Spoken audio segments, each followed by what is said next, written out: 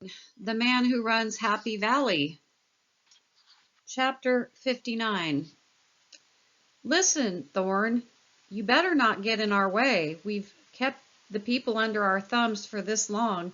I'd hate to see you blow our cover, the man snarled while driving down Garner Street past the Carlton apartments. I'd like to tell you what this guy looked like, but he promised to have my legs broken if I revealed his identity. So after gazing in the rearview mirror of his car, again no descriptions allowed, as it idled at a red light on Beaver Avenue, he said in an even voice, "The most truthful statement ever made came from a man named Benjamin Disraeli. He said, 'The world is governed by very different personages from what is imagined by those who are not behind the scenes. Believe me,' he concluded with a sneer, 'this is how the world works.' As I sat at the light with this monster, this devil in disguise, I actually thought he was going to drive me out into the middle of nowhere and have my kneecaps shattered. I knew the way these people did things. They didn't mess around. I was definitely skating on thin ice. As my heart kept beating like crazy, I kept asking myself, why would this guy let me take a peek inside their sanctum sanctorum of power? But before I tell you why, I should let you know how I got myself into this situation. You may know I'm the founder of Sisyphus Press and Babel magazine, and for the past 2 months I've been publishing some material that exposes the power mongers for what they are, a group of self-serving elitists who don't have our best interests in mind. I figured somewhere along the line someone was going to start hassling me about the stuff I was printing. Face it, the people in power, whether it's on a local, state, national, or global scale, don't like having their dirty dealings exposed. It was only a matter of time until they figured out what I was up to and started pounding on my door in the middle of the night and threatening to kill me or burn my house down. That day came last week when I answered the phone to hear a man ask, without a hint of humor or pleasantness, "Are you Thorn?" Not wanting to let him have the upper hand, I said, "Who wants to know?" Obviously frustrated by my answer, the man paused for a couple seconds, then growled, "That doesn't matter. Meet me at Sunset Park in College Heights tonight at 8 o'clock. As adrenaline shot through my veins, I snapped, "Why should I?" The man sighed with noticeable irritation. "Listen, pal, don't bust my chops. You're the one who wants to know what's going on. I can fill you in on a few of the details." Sensing from his tone that this guy wasn't somebody to play around with, I asked, "How will I know you?" "You just will," he snarled, and then hung up. That's how it all started. And if you want to know the truth, that phone call scared the daylights out of me. Here I was, a small-time publisher with no money and bills galore. Then I get a call from some guy who says he has inside information. What was I supposed to do? Hell, he could have been setting me up. Maybe he was a knuckle breaker from the county commissioner's office, or a bigwig in College Heights who didn't like my letter to the editor in the Center Daily Times about those horrendous traffic diverters. I didn't know what to do. Should I blow him off? But this could be the biggest scoop in ages, at least for State College, Pennsylvania. The only problem was, what if this guy did mean trouble? I don't have bodyguards or any of that stuff. And if I did decide to bring some muscle along, he'd see I wasn't alone and shine the whole deal. I knew I had to fly solo. There wasn't any other way. But man, if this guy was for real, I might be lying 6 feet under somewhere in Stone Valley, never to be heard from again. Either that, or when I was away, they'd come and burn my house down. What was I getting myself into? So that night at 7:55, I left my house and drove to College Heights, where I parked behind a stone marker that read, "In the memory of Donald W. Carruthers, Jr." Then sat in the darkness. I could feel the nervousness building inside me as the clock on my dashboard clicked away. 8:01, 8:02, 8:03, 8:04. As the minutes slipped away, I remembered the note I left for my son in the living room before I left. If you don't hear from me in a couple days, they got me. Finally, at 8:11, a car, no descriptions allowed, pulled into the lot and flashed its high beams. It was the man. This was serious. I was so nervous I felt like puking, gulping deeply and not knowing what I was getting myself into. I grabbed my water bottle and stepped from my car to his. From that moment forward, I knew my life would never be the same. "You're Thorn, huh?" the man asked without bothering to extend his hand. What was I supposed to say? He knew who I was. So rather than answering his question, I shot back sternly, "Who are you, and what do you want with me?" Not taking my bravado seriously, my counterpart laughed. "I'm the man who runs Happy Valley." Note, Happy Valley is a long-standing nickname for State College, Pennsylvania, where I live. Not wanting to be made a fool of, I replied in a deadpan voice, "How do I know that?" "You don't, but you will." "In that, so it is," he told me while shifting his car into drive. Wondering where we were going, I asked calmly, "If you really do run Happy Valley, why did you call me?" Warming to the subject, the man turned onto McKee Street, then replied, "Because you have guts. To me, that's a good trait." "Oh, sure. Some of the folks in town write letters to the editor or sign petitions, but then none of them do anything beyond that. They just lie down and let us roll over them. But you, Thorn, you have fire. I like that." Still feeling tense and unsure, I asked, "Why are you telling me this stuff? You know I publish Babel magazine. I could blow your cover in a heartbeat." Slamming on his brakes while simultaneously grabbing my wrist and squeezing it in his hand, the man snarled, "Listen, I'm calling the shots and you are listening. This is what you're allowed to tell your readers about me. First of all, no description of any kind. That means you can't write about my face, my clothes, my car, or the tone of my voice. Do you have that straight?" Pulling my wrist away from his hand, I gulped. "I got it. What am I allowed to tell them?" "I'm glad you see things my way. I'm not messing around," the man said while curling his upper lip. "You're gutsy but smart. I like that." After pausing a moment at Park Avenue, he turned left and started driving toward the stadium before answering my question. "You're allowed to tell your readers that I'm not an elected official. I'm not in the public eye. Most of them wouldn't recognize me if they saw me on the street, and I'm not Joe Paterno.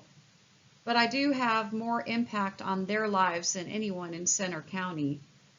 The man paused, then continued, "Now let me ask you a question. How long have you lived in State College?" "Actually, I've lived here 4 different times, the first time in 1982. "So you've been around. Now tell me, have you ever seen me before?" I looked at the man's face as slivers of light shimmered through the windshield from a street lamp. "Only once," I told him. "Once? Where?" he demanded. "Downtown." "Are you sure it was me?" "Don't worry, it was you. People have seen you before." "That might be so, but they still don't know how I pull their strings from behind the scenes." "Wait a second," I blurted as the man turned right onto University Drive. "I know enough about the world to... If you really are such a high roller, why would you be spilling the beans to me? You guys usually hide in the shadows and do your work in the dark. There's something wrong with this picture." "You do know what's going on," the man sniffed. "While I'd like to tell you more, but I am also prohibited from presenting any of my counterparts' habits or mannerisms." Smart boy, and I'll tell you, you're absolutely right about the people who call the shots. Once we get control, by whatever means necessary, the best way to keep it is to lie to the people who are being controlled. Hell, we'll even deny that there is any form of control. The man continued down University Drive, turned right on Prospect, then made a right on Garner, which is where this article began, with him threatening me if I blew his cover. As he continued toward College Avenue, I asked, How do I fit into the picture? I don't get it. Why am I even here with you? It doesn't make sense. Perturbed by my inquiries, the man spoke without opening his mouth, instead opting to force his words between clenched teeth. You're here because I'm using you. Using me, I repeated nervously, wondering whether I'd ever make it home again. For what? I'm going to tell you things over the next few months that'll blow your mind. He began while driving through campus. But here's the most important bit of advice that you can pass along to your readers. As I sat in rapt attention, he continued, tell them to look at the power structure surrounding them. Look at who controls their lives. Becoming more animated, he snarled, how can a person or group of people allow themselves to be so easily controlled by someone else? It amazes me. You people have rolled over and let us screw you, and we keep on doing it day in and day out. As the man took a right onto North Allen Street near the Business Administration Building, he approached a traffic diverter at Adams Street. Do you mean like these blockades? I said sarcastically. Those things drive me up a wall. I can't understand for a second how the Borough Council is allowed to get away with this. The diverters, the man said gleefully. I could have those things ripped out tomorrow if I wanted to. Then do it. Those blockades are the bane of my existence. Nah, I'm going to leave them where they are, my counterpart said coyly. Why? Because I can, he said triumphantly. Because you can, I shouted, wondering if I was overstepping my bounds. Thanks a lot. I got a ticket in January for driving through those diverters, and now you have a chance to make life better and you won't do it? Because of some lousy power trip? You know what I'm going to start calling you? Bane, because those diverters are the bane of my existence. Bane, I like that, he said without smiling. My new name is Mr. Bane. I can accept that. But be careful, you're getting close to pushing me too far, he warned. As he turned right at the diverter, Bane said, now that you know how we interfere with your life with those stupid traffic diverters, let's look at something really important.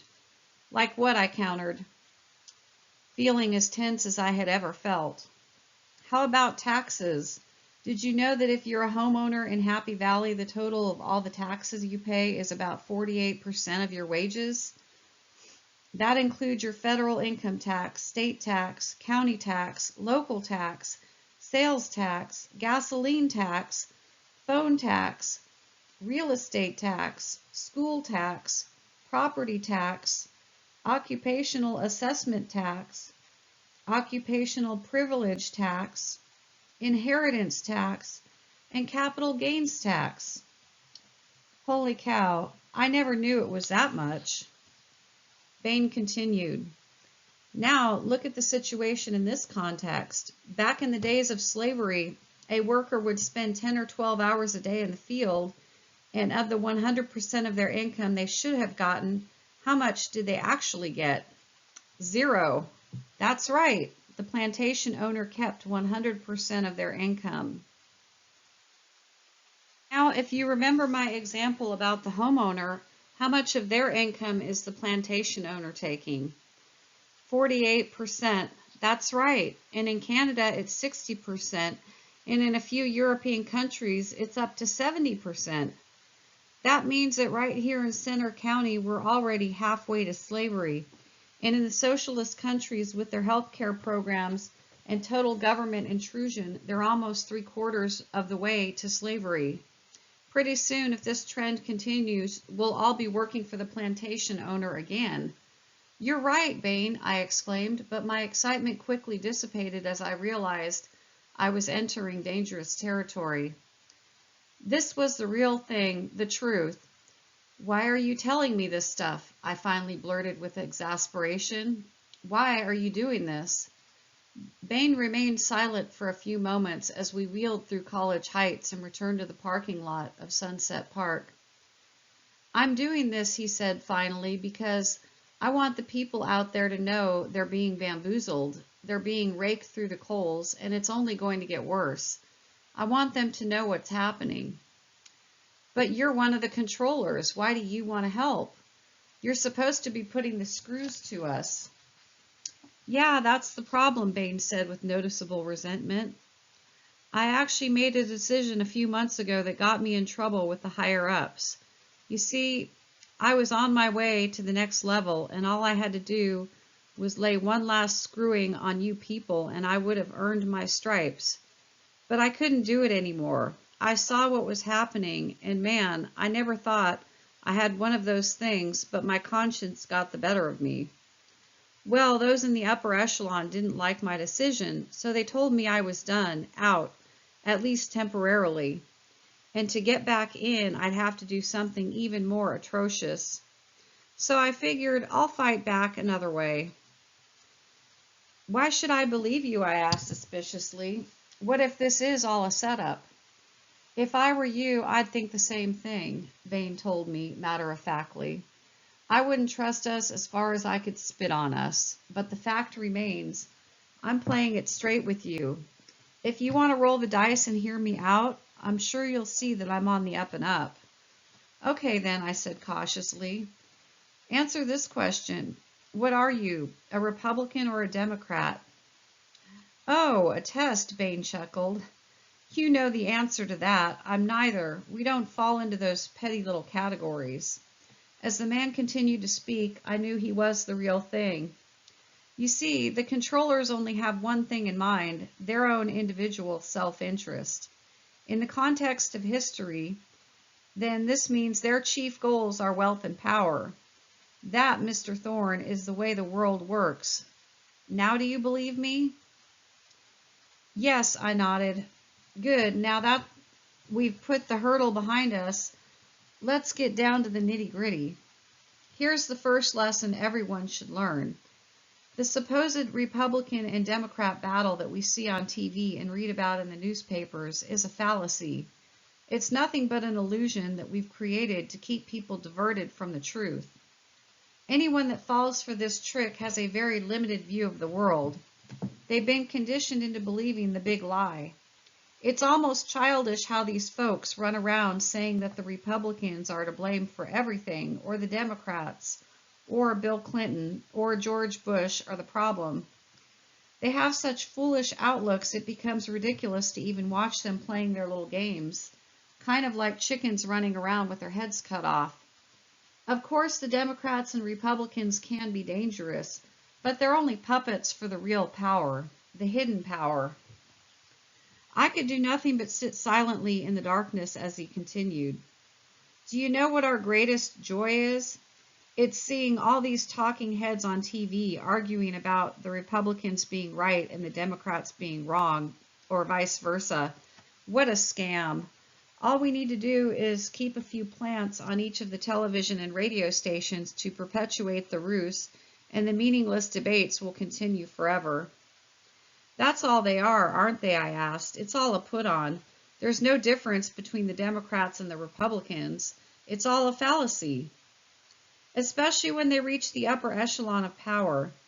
Do you think it really mattered if Al Gore or George Bush won? We own both of them. They're bought and paid for. Hell, by the next election, we'll probably even have the entire voting system rigged, so it doesn't matter who you vote for. The outcome will already be predetermined. That's why there was such a big deal made about the Chads and Dimples, and it's so we can make everyone so disgusted with the current system, they'll flock to online voting, Bain boasted. This will completely eliminate the possibility of an outsider entering the Oval Office. You have to figure it's a hell of a lot easier to control a few computer programmers than it is a countless number of volunteers working at the fire hall or county courthouse. I knew it. Thorn, politics on a national level is nothing more than a professional wrestling match. Both of them have predetermined outcomes, and they suck people in with a bunch of phony dramatics. Bain explained, that's why they can never learn about vote scam until it's too late. What we want to do is keep people divided, to keep them fighting amongst themselves. That's why we keep polarizing the populace with superficial issues like Social Security, campaign finance reform, or whether to keep our borders open or closed. And you know, it always works. We laugh like crazy at all you people battling against each other, when in reality you should be focusing on the real enemy, us. If you really saw who is manipulating your lives, we'd never be able to keep pushing ahead with our agenda. If you really saw us for who we are, you'd run us out of town in a second. Then guess what would happen? What? You'd be able to increase your freedom, keep your money, govern yourself, and rise on the scale of understanding and truth. But no, no, no, we don't want any of those things. So you keep creating new conflicts and phony issues that split people apart and divert their attention away from us. We get you people so enraged off that you actually hate each other. Look at the environmentalists versus the businessmen, or the abortionists versus the right-to-lifers. These people rip each other to shreds like dogs. It's sick. Then, if you really want to see how depraved we can be, take a look at war. We sit in our insulated offices in Washington, D.C., and send your kids into the jungles and deserts to kill each other, all the while filling the folks back home with so much propaganda that they're standing on the sidelines cheering us on. Can you believe it? Can you believe what we're getting away with? We'll create an emergency out of thin air to get rid of a troublemaker who threatens our power base and manipulate you into doing our dirty work for us. And when it's all said and done, we'll use these wars to secure our stronghold and become even more powerful and dictatorial. And all the while our attention is being diverted from what's really going on, I asked. Bain smiled slyly without needing to say another word. As I pondered these invaluable lessons, an urgent news report blared across the radio.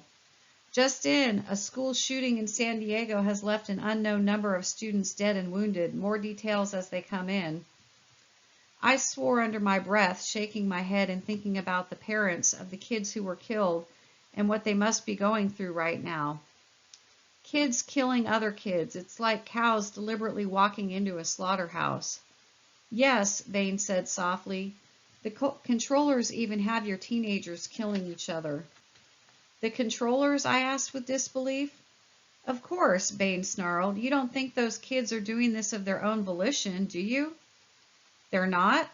Of course not. Here's what's really going on with all those school shootings.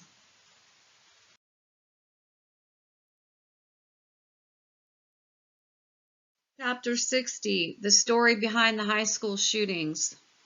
As the news of another school shooting filled me with fury, I spat. Do you know how something about these kids that no one else knows? Because if you don't do something about it, they're going to keep killing forever. That's the idea, Bain said after grabbing hold of my arm so tightly I actually thought the circulation was cut off to my entire body. That's the idea. What are you talking about? I asked, pulling my arm away from his hand. Don't you get it? He said resentfully. These kids aren't killing of their own volition. The controllers are making them do it. The controllers? How? Why? I asked with confusion. It all boils down to taking our guns away from us, Bain continued to sit as we sat in the darkness at Sunset Park. Can you see the trend? Look at what happens after every shooting. The national news erupts with another segment on gun control telling us how terrible our weapons are. After people are repeatedly bombarded with this propaganda, the controllers are going to unleash such an atrocious massacre on the people, it'll make Australia's Port Arthur massacre look like child's play. Wait a second, I shot back. These school shootings are nothing but a ploy to get guns outlawed? How do they do it? How do they get kids to kill each other? It doesn't make sense. Turning the key in his ignition, Bain shifted his car into drive, then pulled from the parking lot. How do they do it? Simple. You see, the people who call the shots have nothing but time on their hands. They don't have real jobs, and they have more money, way more money than they could ever spend. So the only thing they do is control society by pulling our strings. I still don't get it. Listen, Thorn, to these guys, information is God. That's how they're able to keep running the show. So when it comes to the school shootings, think about it. How many have they screwed up so far? Screwed up? Once again, Bain rolled along McKee Street to Park Avenue, where he made a left, then a right onto Shortledge. Yeah, how many of these high school shootings have backfired on them? None so far. These guys have come a long way since they messed up with Oswald. How did Lee Harvey Oswald get into the picture? Just listen. The controllers fouled things up so badly with Oswald that they had to snuff him the next day before the whole thing blew up in their faces. Then with Sirhan, they blew it too. The only reason he isn't singing is because they turned his brain into jello. But with these kids, none of them have gone off the deep end. All of them are doing exactly what they've been programmed to do. Man, you're starting to weird me out, mister. We took a ride on Pollock and cruised past the hub. You still haven't told me how the controllers actually do it. Okay, I'll give it to you in a nutshell. The controllers are going into every school district in the country and finding kids that are already susceptible to hardcore conditioning. Kids that are beat up or on drugs or taking Xanax or something. Exactly. But how do they find them? When you're an insider with access to every bit of information in existence, how hard is it to leaf through some school record or disciplinary files? It's a breeze. Then, when they find a few potential candidates, they start checking into their personal lives. You know, where they hang out, who their parents are, what video games they play, and so forth. Then, when they find a few that'd be easy to crack, they really turn up the heat. But how? I asked as Bain wheeled onto Burroughs, then pulled beside Rec Hall near the Nittany Lion Shrine. It all boils down to mind control, he told me after shutting off his car and looking around suspiciously. After the controllers pinpoint a candidate, someone who's vulnerable, angry, insecure, picked on, using drugs, or ready to drop off the edge, then they lay the final blow through the kid's computer or video games. I tried to counter his claim, but I couldn't get any words to come out of my mouth. No, you don't believe me, Bain said with a fair amount of certainty, so keep listening. I recently spoke with a retired Army officer, and guess what he told me? He said the extremely violent video games that are on the market today are exactly the same ones they use to indoctrinate soldiers in the fine art of killing. Don't you get it, Thorn? At our core, humans aren't prone to killing other humans. They either need an intense amount of provocation or they need an outside stimulus to urge them on. These kids aren't killing of their own volition. Look at them. They're like robots or machines. All of them are so completely bent and absorbed by the messages they have been planted in their heads. Do you mean that special messages are wired into the games? Yes, or onto their computers. It's all subliminal stuff like they used on Sirhan or on Mark David Chapman, but much more advanced and foolproof. The military and CIA have come a long way since then. Now listen to this. That same Army officer told me if he wanted to produce an entire generation of individuals that were completely indifferent to killing, we couldn't be doing a better job than what we're doing in this country right now. Plus, when you add in the Prozac and Ritalin and all the subliminal messages that are bombarding their already confused, feeble minds, what do you have? Kids who will kill on command, many of them with a smile on their face. That's what's happening. Feeling sickened by this information, I told Bain, "Take me back to my car. This is too much all at once. I knew I shouldn't have come here tonight." Okay, if that's what you want. But just remember, Thorn, you're the one who wanted to know. All I'm doing is laying it on the line for you. As Bain started his car and drove past Patty Library back to Park Avenue, I asked, "So how do you fit into the picture?" Sighing nervously, Bain began slowly. "That's why I'm here with you. You see, a few weeks ago, one of the controllers phoned me and said it was time to wire a potential shooter. Right here in State College. You got it. They already have 6 kids picked out." "No way. 6 of them, Thorn? and they're already wiring them. They wanted me to pull the final strings and set one of them loose. Right here, that's 3 of them in the State College area high school, and 3 more in different schools that I won't mention. They're getting them ready, and I was supposed to be the point man to pull the trigger. Oh man, now I get it. You would have been the one to set them off. Exactly, Baines said drearily, taking a left on McKee Street. But I couldn't do it. I couldn't be a part of those kids killing each other.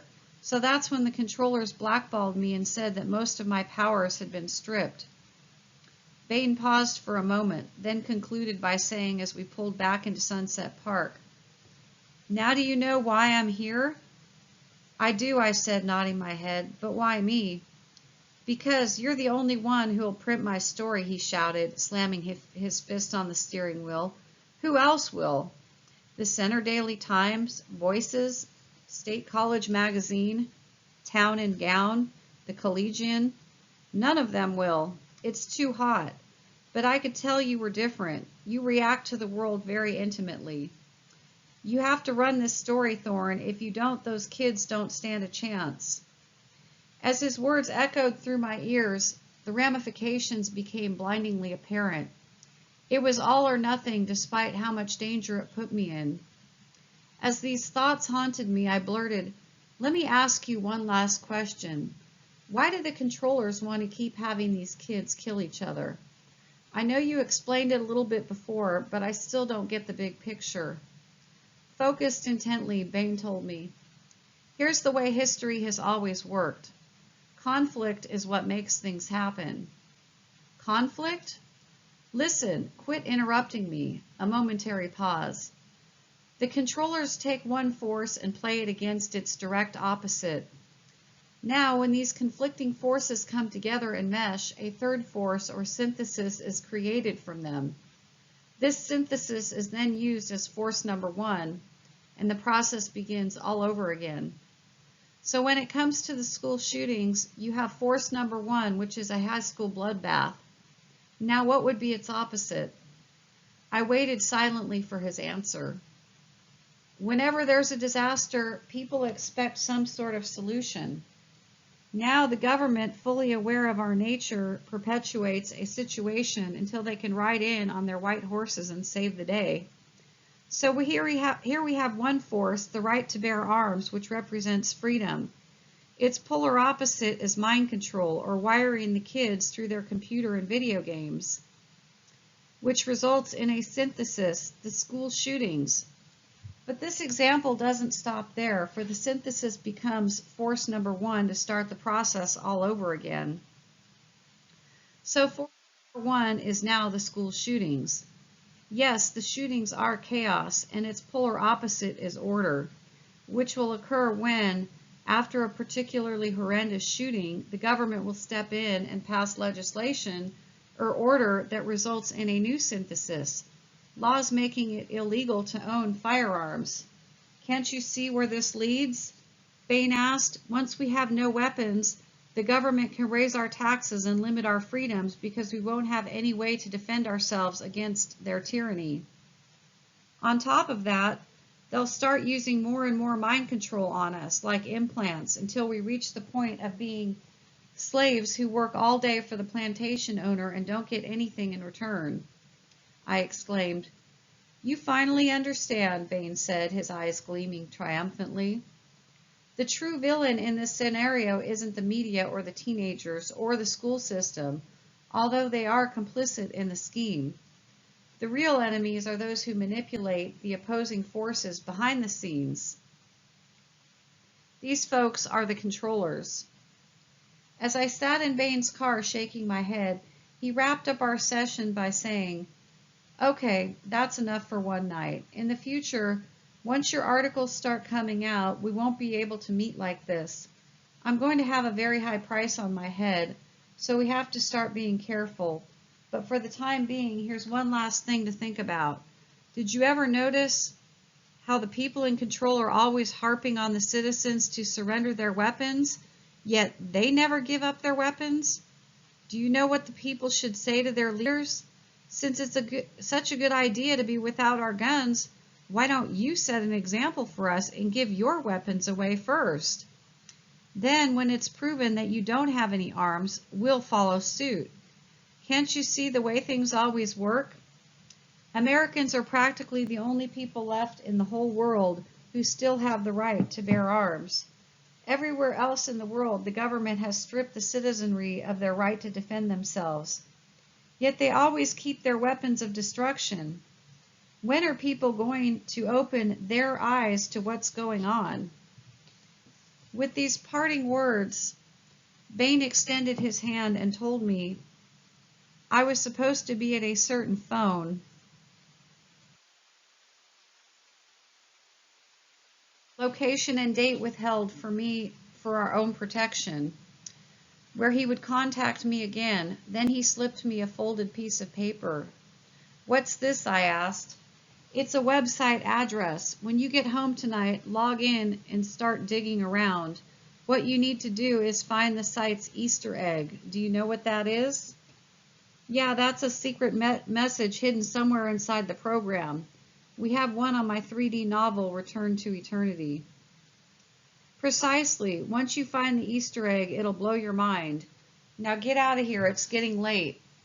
And that was that. As I stepped from Bain's car, I caught a quick glimpse of his face one last time. It was incredible how much my impression of him had changed within the last hour. At first, I saw the absolute worst side of humanity reflected in his face, the aspect that seeks to control and dominate another person. But as I left, I saw him staring straight ahead through his windshield into the darkness, his face marked by a distinct look of blankness and fear, as if he were saying, "What have I just done?" It was then that I knew I had entered truly dangerous territory.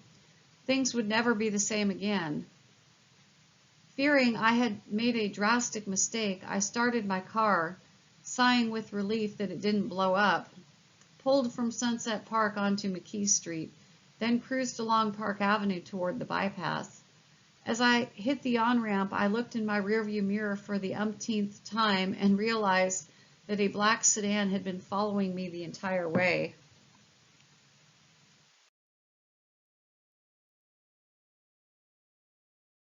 Chapter 61, An Alien Base Beneath Beaver Stadium. Thorn, a gravelly voice growled through the telephone. Bain, I exclaimed, is that you? It's me. Where have you been? I haven't heard from you in weeks, I thought. Thorn, quit thinking and listen. I can't stay on the phone for too long or they'll find me. Do you mean my phone's tapped? What do you think? Of course it is. Now let's drop this nonsense and get down to business. Within less than 60 seconds, my heartbeat jumped from a normal rate to one that was off the chart. Why wouldn't he just leave? He continued, I saw your piece on education in Babel number 11 and on mind control in number 12. You did very well, but now we have to start getting into some really heavy stuff. Are you ready? Yeah, I have my pen and notebook right here. Let's do it, I said nervously. All right, here's the headline I want you to run for your next story. Alien base hidden beneath Beaver Stadium. Alien base, I exploded. Are you crazy? What is this, some kind of put on? What do you think I am, a fool? Do you want me to be the laughing stock of the whole town? As I finished with my dramatic silence persisted until Bain finally spoke again. Are you finished, huh? Are you? Yes. Okay then, let's get back to business. All right, I said with a noticeable touch of embarrassment. You don't believe there's an alien base beneath Beaver Stadium, do you? No, I immediately said. Okay, let me tell you the way things really are. I'm all ears. I clicked on my ballpoint pen, ready to start scribbling madly. Before Beaver Stadium was built, the football team played on a small field behind Rec Hall. In those days, the campus didn't stretch out to where it is now. There was nothing but cow pastures beyond University Drive. Now, I'm sure you know that Penn State does contract work for the military, especially the Navy. Yeah, They do it at ARL. Exactly. Well, back in the late 1940s, our government retrieved some bodies from a few downed alien crafts and transported them to Wright-Patterson Air Force Base in Dayton, Ohio. I know, it's called Hangar 11. Correct. Well, word started to get out that the bodies were there, so the government had to find a place to put them, and also to do some experimentation. But it had to be somewhere out of the way that wouldn't attract a lot of attention. So what did they do? They found a sleepy little college town in central Pennsylvania and started building an underground base, where Beaver Stadium now sits. Exactly. Everything went smoothly, and they actually got the base built under the guise of laying some new water and sewage lines. And I have to tell you, Thorn, you should have seen what they built. You've seen it, of course. How? Where did you get in? I asked excitedly.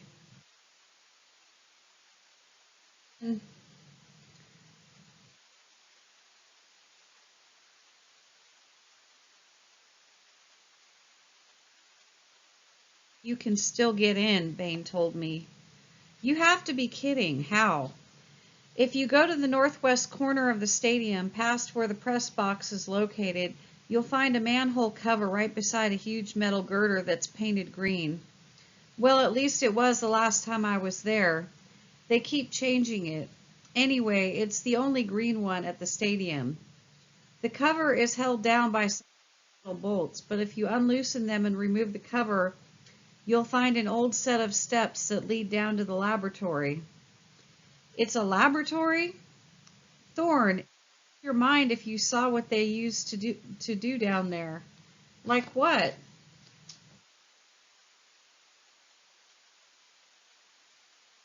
With 6 legs and 4 arms, and octopus men with tentacles. No. Yes, on Thorn. But it can't be. For aborted reptile fetuses, aliens with wings, humanoid lizards, and even gargoyles watched experiments. That's sick. I don't ill. Why hasn't anyone ever heard of this stuff before? They have, just not people like you. Hell, everyone knows how hush-hush Penn State is. They know how to keep a secret, especially after knocking off Roger Harkin. Who's he? Scientist in the material research lab who started nosing around out by the stadium. One day he stumbled onto the laboratory and found out the secret. The administration and the military tried to keep him quiet, but Harkin wouldn't keep his mouth shut. So one day they put a bullet in the back of his head. You see, Thorn, when someone wants to kill a person, they don't mess around with death threats, publicity, or notifying the media. They just kill them. Then they got away with it just like that? Pretty much. Someone wondered what happened to Harkin. Penn State said he transferred to another school and they lost track of him. That's it? Not exactly. It seems Harkin did a bit too much talking and people started nosing around the base. So in 1959, to allay suspicions, they started building Beaver Stadium to cover up their mess. I don't know, it seems so... So what? Bain asked. So far-fetched, I blurted out. It seems ludicrous. What's so ludicrous? Bain inquired disdainfully. You don't think there are underground bases in this country? Well, Thorn, Socrates and Plato both wrote about men living in subterranean chambers. Hell, where do you think our race first lived when they came here from Atlantis and Egyptians and Incas and Mayans and Aztecs? They all hollowed out the earth and lived underground. Are you serious? I asked incredulously, my brain overloading. Of course I am. Thorn, wake up. You have to start paying attention. This country has underground bases all over the place. Tons of them. We do? Where? My mind was spinning. There's a famous one right here in Pennsylvania, said Bain. It's called Raven Rock or Site R. Where is it? Down south between Gettysburg and Hagerstown. You ought to see this place. It's unbelievable. They call it the Underground Pentagon, and it's stocked with computers, a full-scale communications network, storage tanks with over 2 million liters of water, plus a hospital, huge banks of sophisticated telephone equipment. And it's even linked by an underground tunnel to Camp David. If a nuclear war ever breaks out, this is where all the shots are going to be called. Holy shit. Then there's NORAD in Colorado. Camp David has an underground bunker. In the White House, get this, it goes down at least 17 stories underground. Are you sure? Thorn, I've been down to level 4 myself, but that's as far as I could go. But I've been told by reliable sources that it goes down another 13 stories, maybe even more. This is too much. It doesn't end there, though. How about Mount Pony in Virginia? It's used as an underground treasury department. I hear they have billions of dollars in storage there. Or how about the Greenbrier Hotel in West Virginia? This underground palace can hold almost 1,000 people. That's where the U.S. Congress will go in case of a disaster. The National Security Agency in Maryland has thousands of the most complex supercomputers known to man underneath their headquarters, plus scores of surveillance equipment, telephones, and a radio and television station. This is where the CIA will be calling their shots from. And, oh, how can I forget about Manzano Air Force Base? This monstrosity is almost 300,000 square feet, with 95% of it underground. It's a pretty safe alien activity going on down there, too. Damn, does every agency in existence have an underground complex, I asked? I've heard there are at least 90 different government building projects going on underground right now, but it's not only them. Lockheed has underground facilities, and so do AT&T and Standard Oil. Plus, Northrop has an underground facility that's at least 40 levels deep, and McDonnell Douglas operates a place that has runways that lead to openings where planes can taxi into an underground hangar. You should see this joint. They have these diamond-shaped openings where huge pylons pop out of the ground, then go back down again. And man, at the Dolch underground base, you should see the doors. All of them have signs that are written in a weird alien language with all these strange symbols that no one can understand but them. It's like another whole world is being built underground that no one knows about.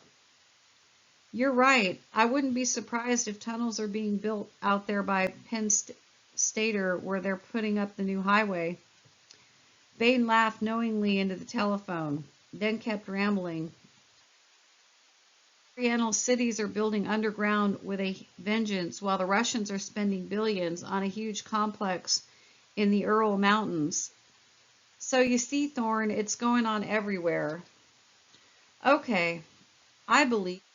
What does this have to do with the base beneath Beaver Stadium? I asked, becoming wrapped up in the mystery. I'm glad you're starting to see the connection, said Bain, because this is where it gets serious. The big daddy of all the underground bases is called Mount Weather in Bluemont, Virginia. Mount Weather? Yeah, Mount Weather. He lowered his voice. It's the underground headquarters for FEMA. You've been there? Oh yeah, it's spooky. Once you get to the entrance, you see this huge steel door that is so thick, 50 sticks of dynamite couldn't rip through it. Then inside, all the offices are reinforced with concrete and steel, while there are security personnel everywhere, all of them with handguns, rifles. What's down there? It's amazing, Thorn. There's a full-scale power plant, a hospital, a sewage treatment facility, plus an underground pond, and these 250,000-gallon tanks that are filled with drinking water. It sounds like a real city. It is. There are sidewalks, a cafeteria, paved streets, a diesel generating plant, and closed circuit television cameras that monitor everything.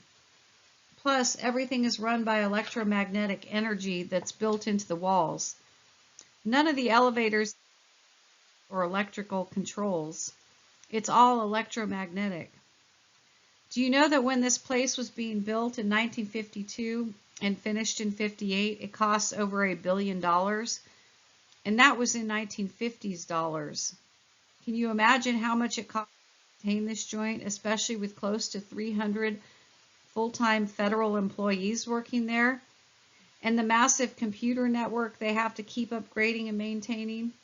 It's outrageous. And you said there are other ones. Hell yeah, the United States government has at least 100 other facilities.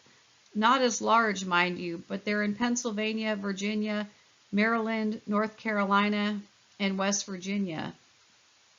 But Mount Weather's the king of the hill, the big daddy. Why? Because that's where they're housing the backup government that'll step in and take over if disaster strikes. A disaster that's either real or backup government, I inquired as the situation began.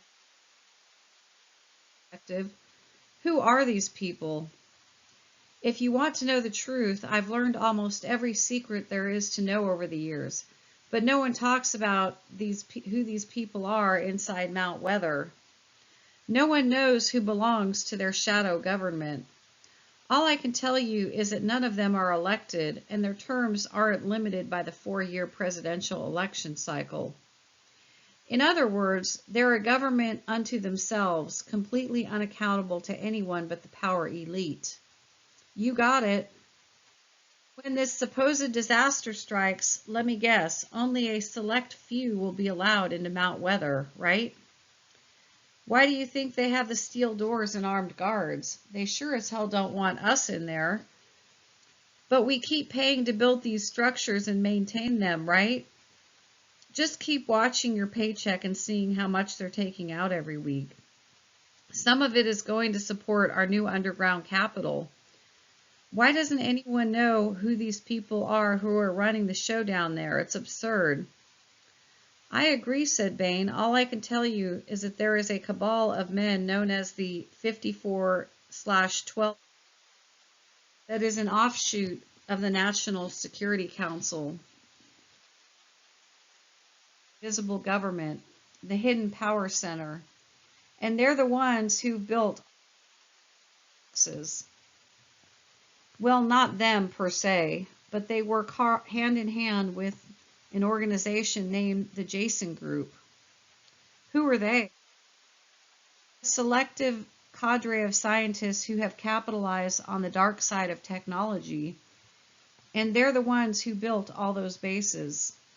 No, you see, Thorn, whenever you deal with these shadow powers, you have to really realize their tentacles extend in every direction, and they operate on a variety of different levels.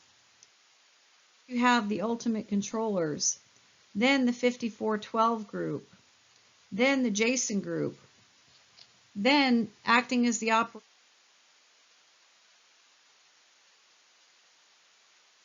Bechtel, who are they? They're a very corporation that serves as an arm of the CIA. Now the CIA's in the picture. Of course, aren't they always? So what does Bechtel do? They're the largest construction and engineering company on the planet, almost like a form of shadow government in and of themselves. So they're the ones who are building all these bases? Thorn, nothing's ever so cut and dry as you'd like it to be. But yes, they're a part of what was called the Doomsday Project. What's that? Well, almost 20 years ago, during the Reagan presidency, there were about 20 different programs that were started, in secret, of course, that revolved around how our government would perpetrate itself in times of nuclear war or global disaster. Now I'm starting to see that's when these programs began in earnest. Not necessarily. Been going on for decades, but yeah, that's when our technology developed to a point where Project Rand could be acted upon instead of just imagined. Project Rand? Much stuff going on that I can't keep it all straight, I complained as I scribbled madly on the pages of my notebook. What is Project Rand? Well, there's a very telling quote that came out of their symposium on deep underground construction. It went like this: just as airplanes, ships, and automobiles have given man mastery of the surface of the earth, tunnel boring machines will give him access to the subterranean world. It's for real, huh? I said vacantly, feeling overwhelmed by it all. Thorn, they have this machine called a subterrane that'll blow your mind. It's nuclear underground rocks by melting the stone into molten magma. It's amazing. Then when the subterrane burrows through a certain area, the rocks cool back down and the walls have a very fine, almost glass-like quality to them. You should see these tunnels. They're almost like... They sound like the glass photographed on Mars, I exclaimed. Yeah, you're right, approvingly, glad that I was keeping up with him. But it goes beyond simple underground bases. See, there's a secret project called Noah's Ark, where all these complexes are connected by underground tunnels and people can shuttle back and forth between them without ever being detected by anyone up here on Earth. You've got to be kidding. But it gets even wilder, Bain continued enthusiastically, his voice animated by these revelations. We now have the technology to lay tubes across the ocean floor that'll act as frictionless vacuum chambers, where shuttles using electromagnetic power, kind of like airplanes without wings, can zip between the seas from one continent to another. The advantages of this system. Yeah, if you lay tubes on the ocean floor, you don't even have to dig into the earth. It's perfect. I paused for a moment until the ramifications settled in, then said, why don't any of us know about this stuff or how we're setting up all these underground bases inside the earth? Like airplanes without wings can zip between the seas from one continent to another. Think of the advantages of this system. Yeah, if you lay tubes on the ocean floor, you don't even have to dig into the earth. It's perfect. I paused for a moment until the ramifications settled in, then said, why don't any of us know about this stuff or how we're setting up all these underground bases inside the earth? A lengthy silence persisted until Bain said softly, you want to know what we're doing there? It's the same thing we're doing at all the underground bases. We're developing new technologies, housing aliens, and preparing for a catastrophic disaster.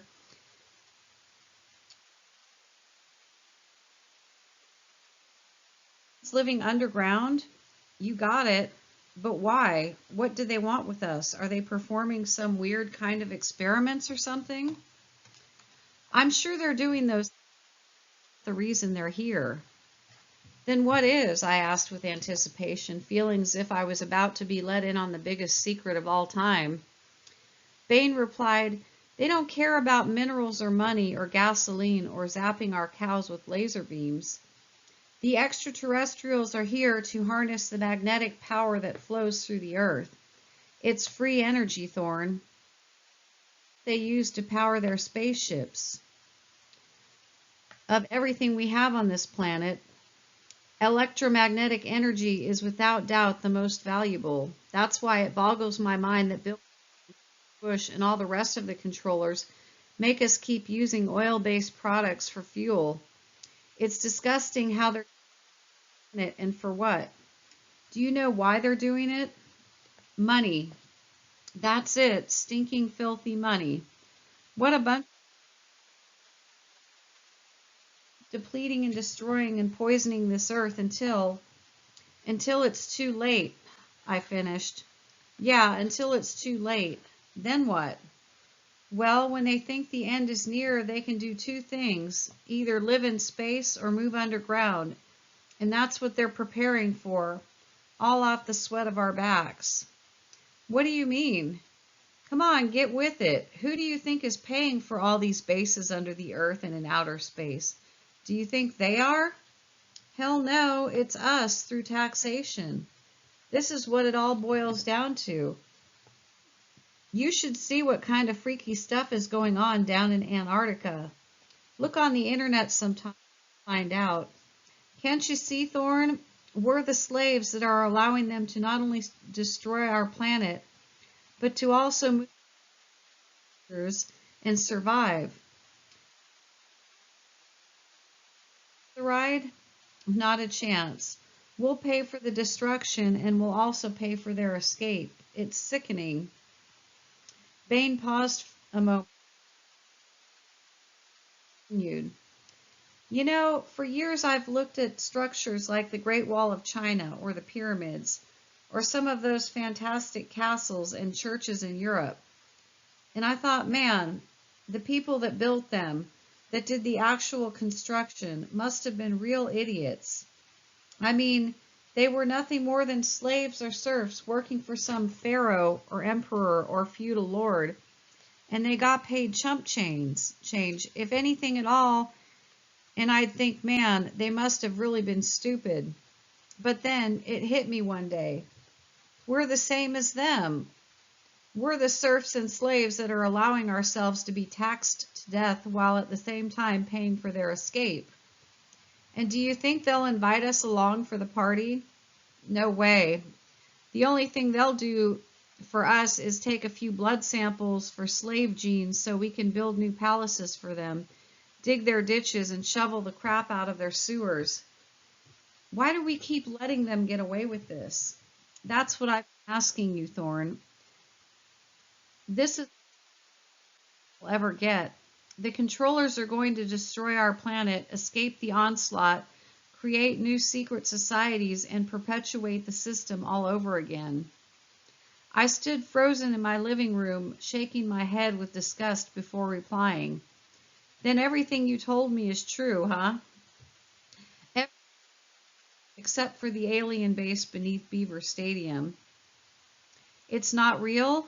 Why did you say it was? Why did you lie? To prove a point, Thorn, if you want to figure out how these people operate, you have to develop a new way of thinking that matches theirs. What do you mean? I asked, still somewhat peeved. Well, to put it as simply as possible, you're too honest and you still harbor a sense of justice and fair play. When someone tells you something, you essentially believe them. But the people who control the world are a different breed.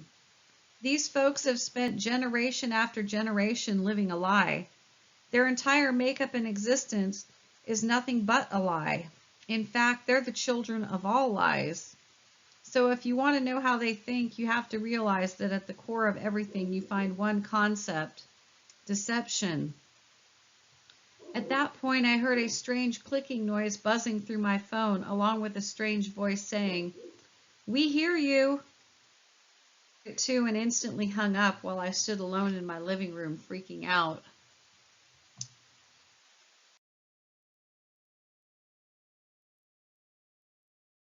Chapter 62: AIDS, Man-Made Virus Created in a Laboratory. As I wandered across the field next to my house for a nightly walk with my 6 cats, I heard a rustling in the bushes. My cats stopped in their tracks to take notice, then darted in the opposite direction. I looked around and didn't see anything, so I kept walking toward a secluded rock pile. But after taking a few more steps, I heard a strange noise coming from a thicket of trees. All of a sudden, a flock of blackbirds rose from a row of bushes and flew directly behind me. Reeling to see where they came from, I turned to notice a figure dressed in baggy bib overalls sitting atop a rotted tree stump. My heart nearly leaped from my chest until I noticed who it was. "Bane, what the hell are you doing back here in the woods? You almost scared the shit out of me. And look what you did to my cats. It's like they saw a ghost. Man, every time I talk to you, it gets weirder and weirder. Maybe we should just call this whole thing off." Batting an eye, Bane said smugly, "So you got laid the other night, huh?" Caught off guard, I said, "What? You heard me, Thorn. You got laid the other night, huh?" Smiling bashfully, I asked, "How did you know?" "You still don't get it, do you? Information is our business. How else do you think we maintain control?" "You even know about that?" "Thorn, I'm not the only one who's watching you. Why do you think I met you back here in the woods? How'd you get here, anyway?" "I came back through the swamp," Bane pointed into the distance. "You gotta be kidding me," I looking at his pant legs, which were still wet. "It might be funny to you, Thorn, but you don't know what happened if they found me. Do you realize what kind of information I've been giving you?" "I do. It's remarkable. Caught me here, they'd end up burying me in that marsh back there." "I know," I said vacantly. Sitting in silence near the wood's edge for a moment, I asked, "So why did you ask me about getting laid the other night?" "Because you have to start being careful," Bane told me straight-faced. "The rules have all changed from what they were before." "I don't get it," I said, looking around nervously. "Thorn, there are people who aren't pleased with you in the least bit for what you've been running in Babel magazine. Think about what you're doing." "I know. You're exposing the biggest secret for years, even lifetimes." "What does sex have to do with it?" And he would have liked. After regaining his composure, he began, "I knew a man in Washington, D.C. about 10 years ago that did something similar to what you're doing right now. He started spilling the beans and telling the secrets of the high and mighty. Plus, he did it in a fair. The controllers couldn't simply whack him because everyone would know that something fishy went down. But these guys ain't dummies. They did the next best thing, which was, oh, they found an AIDS whore, arranged for a meeting, then wham, when they had sex, he got AIDS and died 4 years later." "No way, you gotta be joshing me," I sputtered, trying to convince myself that something like that couldn't happen to me. "Now, I'm not saying they pulled the same trick on you. No, I'm sure of it. I know this woman. She's clean." "I hope you wore a rubber." "Of course I did. Foolproof. But I'm telling you, Thorn, you gotta start being careful." I stood silently for a moment as my gray Persian cat darted toward me.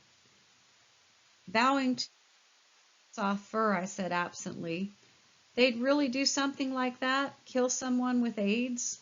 "Thorn, they invented the damn disease. They've killed millions of people already. Do you think they give a damn about yours?"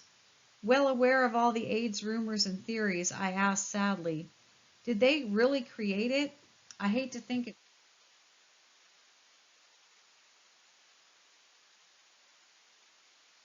for at Fort Detrick, Maryland, which is now called NCI, the National Cancer Institute. At Fort Detrick,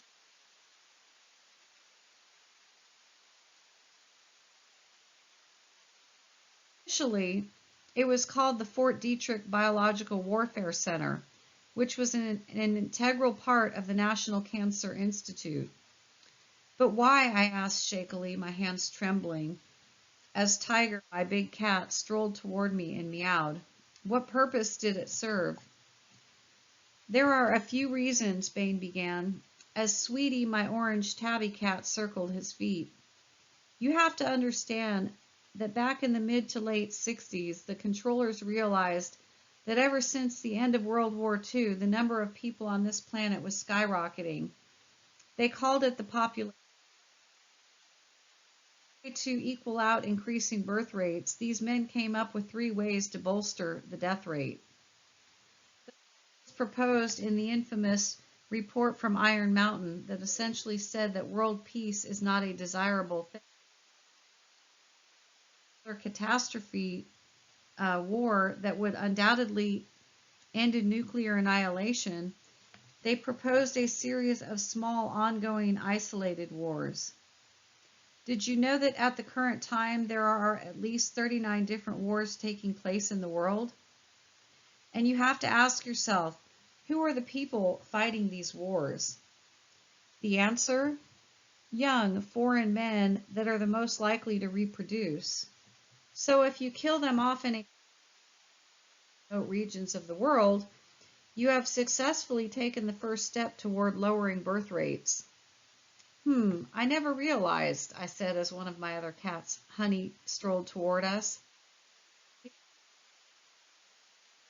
Abortion and the creation of an infectious disease, Bain told me, matter-of-factly. War, abortion, and disease, I said vacantly.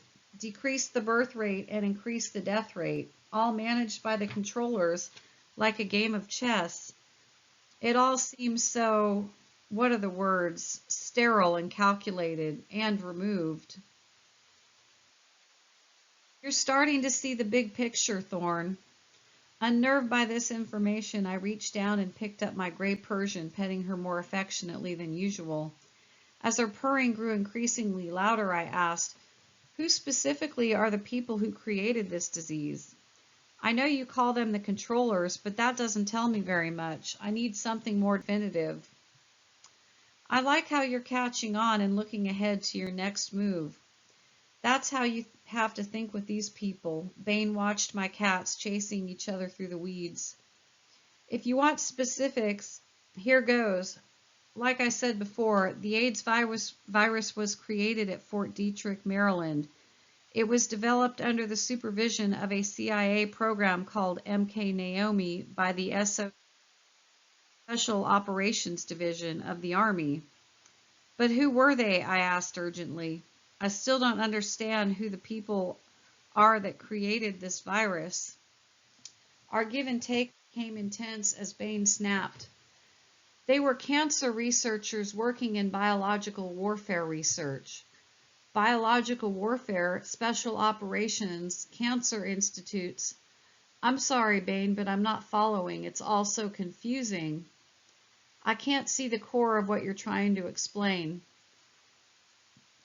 Frustrated, snapped. Okay, listen. I'll try to put it in a timeline that you can better follow. Stopping to collect his thoughts, Bain furrowed his brow and then began. The first study of this problem took place in 1957 in Huntsville, Alabama. A group of scientists met there and came up with a rudimentary plan called Alternative 3. 11 years later, in 1968, there was a Club of Rome study of population growth. They called this plan Global 2000. And one of the prominent people in attendance was Dr. Aurelio Pecci, who founded the Club of Rome. He said a microbe should be that attacks the human immune system. Not only that, but he also suggested that a cure should be developed to counteract the disease. Around the same time, the Bilderbergs commissioned the Haig-Kissinger depopulation policy, which again focused on methods of keeping population growth to a minimum. You mentioned Just hold on, Bain told me abruptly. Let me run you through this timeline. It's very important to see how all the pieces fall into place. Bain reached into a deep side pocket of his overalls and pulled out a folded piece of paper. What's that? Handing me the sheet of paper, he said, this is a copy of Congressional House Bill 15090 that relates to funding or appropriations for the Department of Defense in fiscal year 1970. I unfolded the piece of paper and scanned its contents, reading words such as 91st Congress, First Session, June 9, 1969. Hearings before a subcommittee of the Committee of Appropriations, House of Representatives, and Budget, $10 million. After quickly absorbing as much as I could from the document, I asked, what is this all about? This, Bain said, shaking his head, was what would eventually become MK Naomi, where the DoD asked for and received $10 million. You see, there was a man named Dr. Donald M. MacArthur, who was the Deputy Director of DoD's Research and Technology Division. He's the one who provided the outline for this project that would be carried out by a small group of scientists. MacArthur testified before the House Committee in 1969 in hopes of producing a new virus or bacteria that would attack and destroy the body's immune system. They called this a refractory virus. Refractory? Yeah, refractory is another way of saying resistant. It means a germ that'll resist the body's own natural defense system. If you think about it, what better way is there to acquire an immune deficiency than to have it deliberately put there? That's amazing.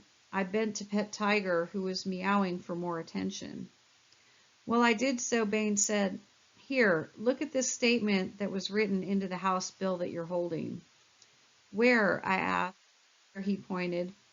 While I continued to stroke Tiger's black and brown fur, I began reading.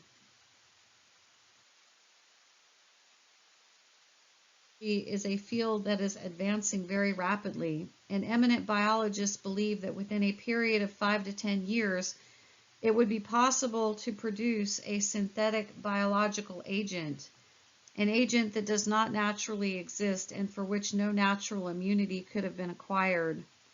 Now look down there in the section entitled Synthetic Biological Agents and see what MacArthur reveals. I began reading once again. It is a highly controversial issue, and there are many who believe such research should not be undertaken, lest it lead to yet another method of massive killing of large populations. Keep reading, Bain instructed me. The report continued. Within the next 5 to 10 years, it would probably be possible to make a new infective microorganism which would differ in certain important aspects from any known disease-causing organism. Most important of these is that it might be refractory to the immunological and therapeutic processes upon which we depend to maintain our relative freedom from infectious agents. This is amazing, I gasped. It sounds like the AIDS virus. Well, how about this, Bain said confidently, pulling another piece of paper from his pocket and handing it to me. I unfolded the tattered gray piece of paper and began reading World Health Bulletin 47, Section 2, 1972. An attempt should be made to see if viruses can in fact exert selective effects on immune functions. The possibility should be looked into that the immune response to the virus itself may be impaired if the infecting virus damages more or less selectively on the cell responding to the virus. Now look down there, he grumbled, pointing to another section of volume 47. I did so, reading where members of the WHO wanted to make a virus that would selectively destroy the T-cell system. An attempt should be made to determine whether viruses can in fact exert selective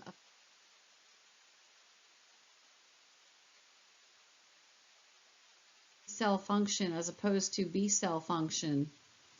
The possibility should also be looked into that the immune response to the virus itself may be impaired if the infecting virus damages more or less selectively the cells responding to the viral antigens. Bain, what in God's name is this? I yelled, the words I just read having a dramatic effect on me.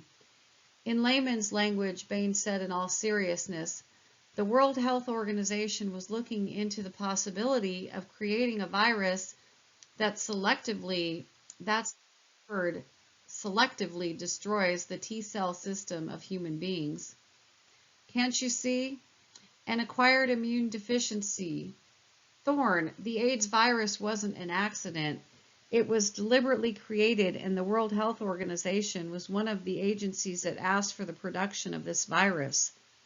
And this happened in 1972.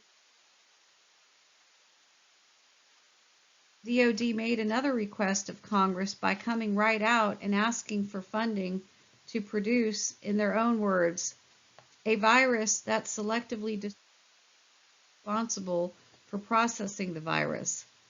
Did you notice the use of the word select again? I did. An important point because in 1972, the World Health Organization chose a few geographical sites that they wanted to target with a smallpox vaccine. Some sites where I asked Honey chased Sweetie up an oak tree. Uganda and Central Africa, plus Haiti and Brazil. All those places had huge outbreaks of AIDS, didn't they? Africa was practically decimated by AIDS, but before I start talking about that, let me continue with the timeline. Okay, since the controllers wanted both the death rate to increase and the birth rate to decrease, guess what happened in 1973? Abortion was legalized in this country. You see, the Big Club of Rome meeting that I mentioned earlier took place in '68, where an overall plan was set in motion to achieve their objectives. 2 years later, in 1970, Gloria Steinem co-founded the Women's Action Alliance, which was the beginning of the modern-day women's liberation movement. Then, lo and behold, in 1973, the green light was given to abortion. It all fits in place quite nicely, don't you think? Yes, very conveniently, I replied, shaking my head.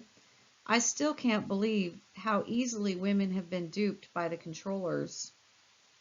Without knowing any of the background manipulations of the Bilderbergs, the CIA, and so forth, Bain answered quickly. So in 1974, an alarming warning was given by the National Academy of Sciences. They recommended that scientists throughout the world join with members of their committee in voluntarily defer experiments linking animal viruses. I asked, confused.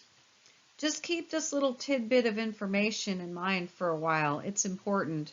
In the meantime, the actual AIDS virus was created in 1974 at Fort Detrick, and by 1977, the World Health Organization staged the first catastrophic act of disseminating this virus into the population.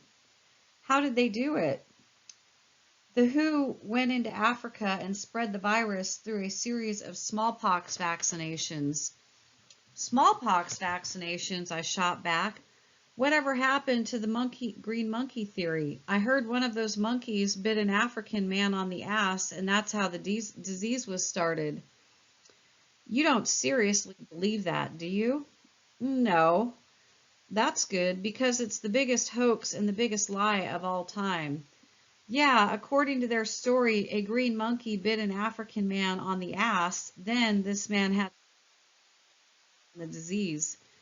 Then that person had sex with someone else and spread the disease. But simultaneous to this event, AIDS is now also breaking out in Brazil, Haiti, other parts of Africa, and the United States. What were those green monkeys doing, flying around the globe with jetpacks on their back?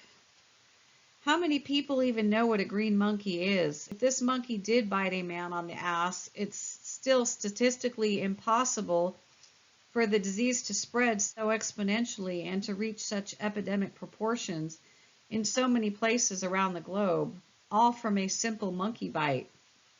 If you'd ever look at the numbers, you'd see the way it was disseminated around the world, proving that the disease was deliberately spread rather than just happening by accident as the result of a monkey bite. Another interesting note is that if you ever looked at the gene structure of a green monkey, you discover that it is genetically impossible to transfer AIDS from a monkey to a man by natural means. Are you serious? Completely. As opposed to this country, AIDS is largely a heterosexual disease. What does that mean? That the virus can be pinpointed, or at least its dissemination, to very select audiences. In the early days of this catastrophe, certain groups of people were targeted to be the recipients of this virus. And the whole thing was run by the World Health Organization. In Africa, it was in the United States, there was something called Operation, administered by the National Institute of Health and the Centers for Disease Control. Operation Firm Hand, what was that? Before 1978, there was AIDS in the United States. Then, in November of 1978, an experimental hepatitis B vaccine was introduced to New York City. The word was put after W. Zumunis. Who is he? He was a Polish doctor that immigrated to this country in 1969 and later became head of the New York City blood bank where the vaccine was administered. But what does a blood bank have to do with AIDS? I asked as the sun began to set behind a row of trees. The hepatitis B vaccine was administered, but it wasn't given to just anyone. You see, the participants had to fill out a detailed questionnaire. Oh, I get it. Yeah, they wanted gay, non-monogamous men between the ages of 20 and 40. Now do you see? In all, between 1,040 and 1,083 gay men were inoculated with this vaccine. You also have to remember the times back then. It was the late 70s and the concept of a lethal sex disease wasn't even heard of.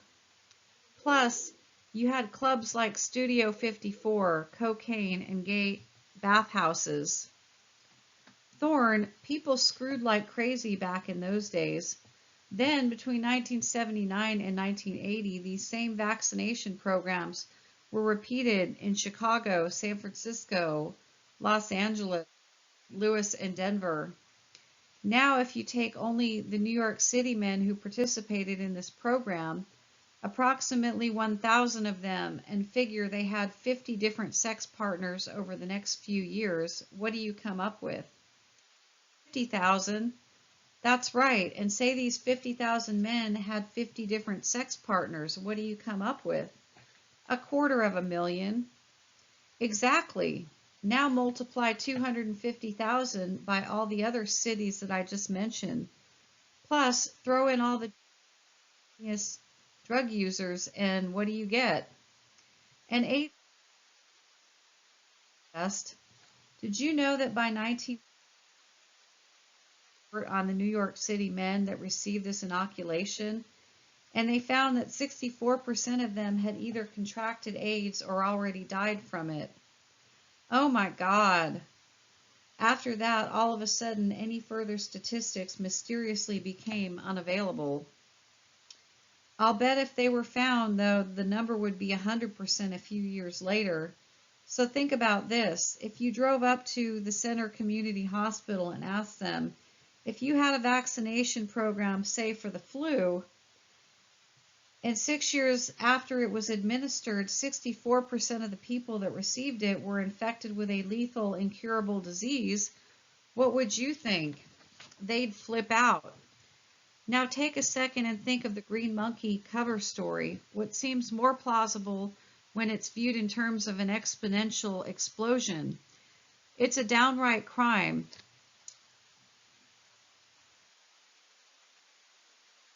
Told me there is a researcher named Waves Forrest who wrote an article called AIDS as Biological and Psychological Warfare. At one point in this column, he said, another indication that AIDS has multiple origin points is that the 14-month doubling time of the disease cannot nearly account for the current number of cases if we assume only a small number of initial infections starting in the late 1970s. Isn't it clear? This whole cover story about AIDS starting at one specific point is bullshit. That's right, a very organized effort was behind it. By 1981, Thorn, AIDS became part of the popular consciousness.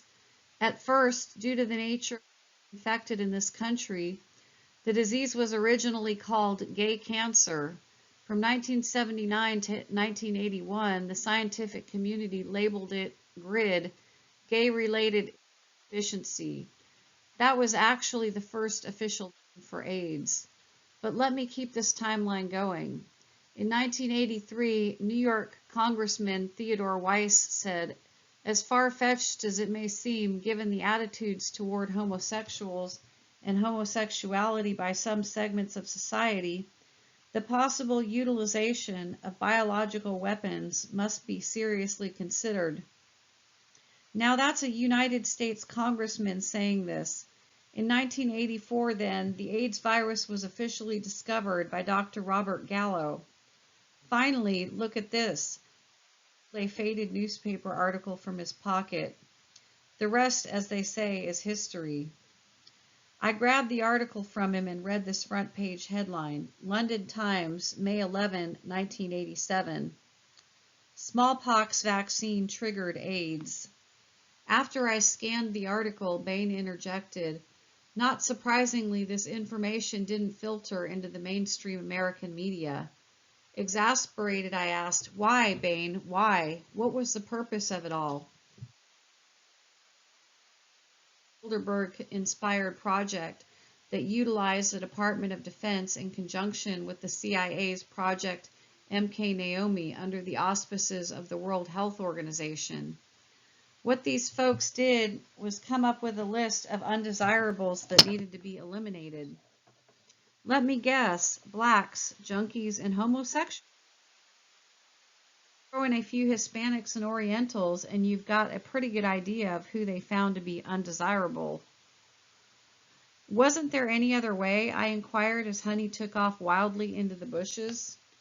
Do you think they care? Come on, the beauty of AIDS was that it accomplished their goal of population reduction by targeting specific racial and ethnic groups through bioweaponry.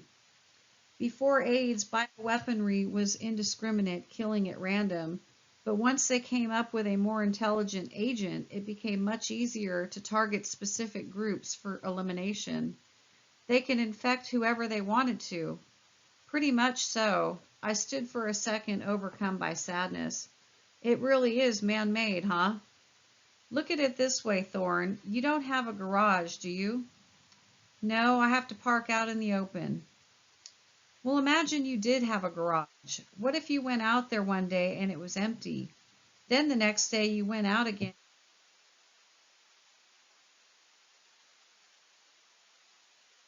Realize out of thin air, or did someone drive it in there? Damn, I cursed myself into anger. What the hell is AIDS? I demanded, my mind filled with confusion. I don't even understand what it is. Bain told me evenly. AIDS is a form of viral cancer that resulted from the combination of two retroviruses, a bovine leukemia virus and a sheep Visna virus. If these are then injected into a human culture, what you get is the first retrovirus known to mankind. I scratched my head with obvious confusion. Tell me more. There were two doctors, Robert Strecker, famous for his Strecker Memorandum, and Alan Cantwell, who were curious about this virus. So they punched the following into a computer, bovine Visna, and guess what they got? What? The computer spit out reams of information that described a virus that was identical to the AIDS virus. Here, read this, he told me, retrieving yet another piece of paper. I grabbed the article and read about AIDS and the bovine Visna virus. It has the same morphology, shape, the same molecular weight, the same magnesium dependency. It has the same ability to kill cells. It has the same T-cell tropism. It attacks T-cells. It has the same exact characteristics in cattle that AIDS does in humans. It produced a disease in cows characterized by initial lymphomamphy, initial infection, followed by the production of antibodies against that virus, and subsequently, 5 to 7 years later, the cow died of a wasting disease, an immune deficiency. Unreal, I spat, crumbling the paper into a ball. And it's so easy to wrong, isn't it? You better believe it is. To transfer the disease, all you need is a highly concentrated exchange of bodily fluids between two people. In other words, if you have sex without a rubber or ram a dirty needle in your arm, you're going to eventually get AIDS. Isn't it? I whispered in a defeated tone. It is. One last bit of information to pass along to your readers, Bain concluded. Think of all the millions of people who have contracted AIDS over the years, and also how many died from it. Then think of all the famous people who have lost their lives due to AIDS. They come from every walk of life. There are sports figures, Magic Johnson, musicians, Freddie Mercury, Liberace, movie stars, Rock Hudson, artists, Robert Mapplethorpe, plus dancers, theater stars, and countless others. AIDS has hit every group imaginable except one high-ranking politicians and world leaders. Think about it, Thorn. Name one top-level politician that has died from AIDS. You can't do it, can you? Not offhand, I said quietly. And why do you think that is? Because they're so much more virtuous, monogamous, and faithful than everyone else in the world? Bain roared, his voice strong and demanding. Then ask yourself, what are these monsters doing to us? At that precise moment, Honey, my black and brown tiger-striped cat, raced from the weeds with a ground mole in her mouth. Proud of what she had caught, Honey dropped the rodent at my feet. At first I thought it was dead, but the mole suddenly darted into the woods. Intent on not letting it escape, Honey dashed toward it, pounced, then grabbed the mole,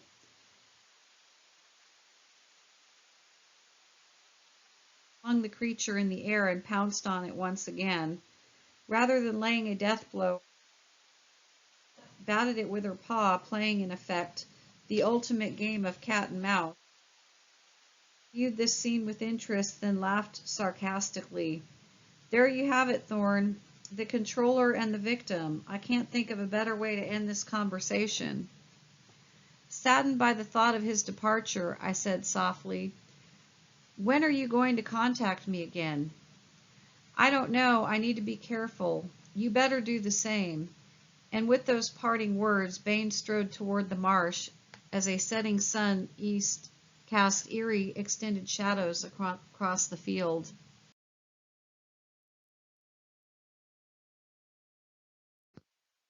Chapter 63, Taxation or Slavery.